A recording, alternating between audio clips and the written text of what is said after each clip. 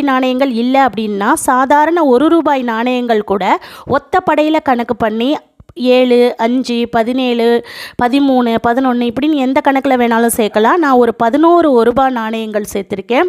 அதுக்கு அடுத்தது பார்த்திங்கன்னா ஏலக்காய் சேர்த்துருக்கேன். அடுத்தது வந்து கிராம்பு சேர்த்துருக்கேன்.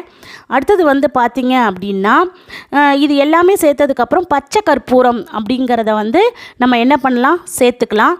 சேர்த்துட்டு இதில் பார்த்திங்கன்னா மாவிளை அப்படிங்கிறது மங்களகரமான நமக்கு நல்ல ஆக்சிஜனை தரக்கூடிய ஒரு பொருள். அந்த பொருளை வச்சுட்டு கலச தேங்காயை வச்சு அப்படியே நீங்கள் அம்மனை அலங்காரம் பண்ணி எளிமையான முறையிலையும் கொண்டாடலாம். ஒவ்வொரு வீட்லேயும் பார்த்திங்கன்னா தங்களோட தகுதிக்கு ஏற்றாற் போல் இந்த விரதத்தை கடைபிடிக்கிறாங்க. நம்ம வீட்டில் இருக்கிற இருப்பு என்னவோ அதுக்கு ஏற்ற போல் இந்த வரலட்சுமி நோன்பு கடைபிடிக்கப்படுகிறது.